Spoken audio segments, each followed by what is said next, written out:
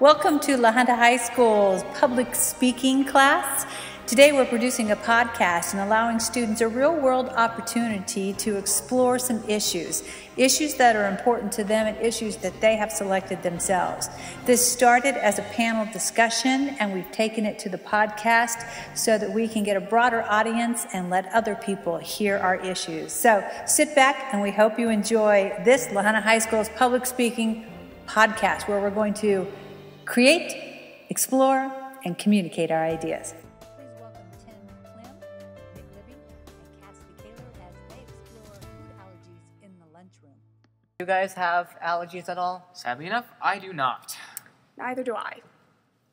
Okay, so should our schools allow these allergenic foods in the lunchrooms, do you think?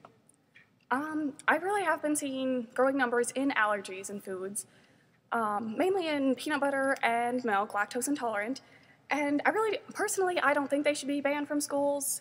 It's good for the people who are allergic, but it's kind of making everybody else break their backs to help these people, in my opinion. Yes. So, do you think there should be, like, safety zones that, put tables for these allergenic foods? I don't think there should be, because that would just make the one child feel like he was excluded from everybody else and he'd get all lonely. Yeah, like in bigger schools, I can sort of see it because there may be enough kids that have problems that they would want that. But in a school our size, I really don't see a point in it. Okay, so how concerned should we be about these people?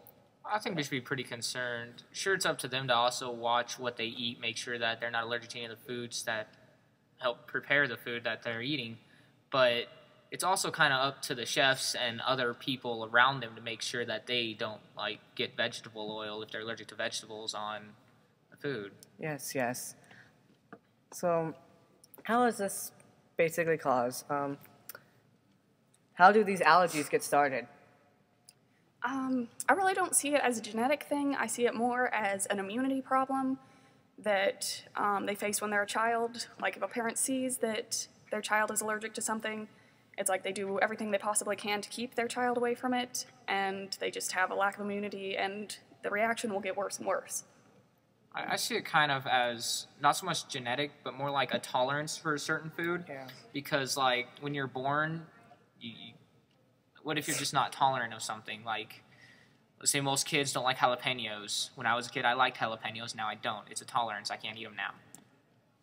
All right, that's very understandable. So what do you think these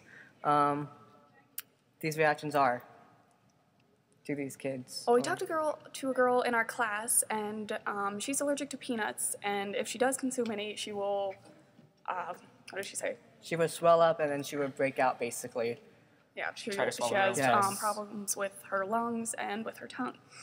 And I also have a friend who's also allergic to peanuts, and he didn't really know that he was allergic to peanuts for a while, and I guess just handling them and stuff, he described it as his fingerprints were basically burnt off his fingers. So there's that. Yes. It's kind of weird, but... Yeah. That would hurt. My cousin is actually allergic to milk and all this other stuff, and do you know what happens to him? he breaks out and he starts swelling up and everything. Is it like a rash, or is it... It's kind of like a rash, he just gets bumps all over him, and his throat starts swabbing and everything. And so then my aunt had to take a syringe and just stab him in the leg, and basically, That's scary. yes, it really is. That sounds so painful. It is, very much so. Okay, so what do you think we should do about food allergies? There's not much you can do except get a temporary cure-like thing. Yeah, like Timmy, you were saying, Yes. they have... Really, you should really go see a specialist doctor about it, because just to see, like, what you are allergic to. Because there's a lot of kids who don't know they're allergic to something until they're at McDonald's or something and they have, like, a French fry. And then they start, like, swelling up, and, the parents start freaking out about it. So, basically. So what basically should be done to stop these food allergies? What do you think? Just try to avoid whatever anyone's allergic to. I mean, the little form you fill out first day of school asks you, are you allergic to anything? Fill that out and hope the lunch ladies like you. Yes, we have to keep that in mind. I'm going to go back to the immunity thing. I think it's really, you just need to see it when you're young and start building up a tolerance to it as best you can. And Timmy, you were also saying, if you go to a specialist, you can take... Yes, you can take tests, actually. They'll give you like a little sample of it, and if you are allergic to it, they will write it on a piece of paper and give you some medicine to help you stop. And if you aren't, then they'll put on the piece of paper too that, hey, you can actually eat this now, or you're fine, you can eat it, either which way. So there is a bit of a medical science perspective to this. Do you think there will be more of a cure, for say, in the future? Do you think they'll... There probably will. Someone smart enough, will probably find a cure for this, because they probably have the knowledge and everything to basically know a lot about food allergies and everything. I like to think that we're going to find a cure just because of future scientific advances and current ones at that. I mean, we're already we're already learning how to stop things like cancer, which again is a mutation in your blood cells. So let alone allergies, which we're not even entirely sure are actually genetic. Right. Okay, so basically what we went over today was the growing numbers of allergies in foods. How it's caused. And what we should do to handle these kind of allergies.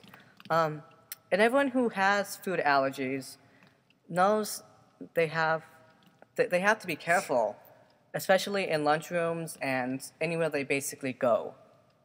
All right. Okay, so I think that just about sums it up for today. I'm Cassidy Kahler. I'm Tim Clem. I'm Nic Libby. And we hope you have a wonderful day today. And don't die, remember that too. Watch what you eat. Yes.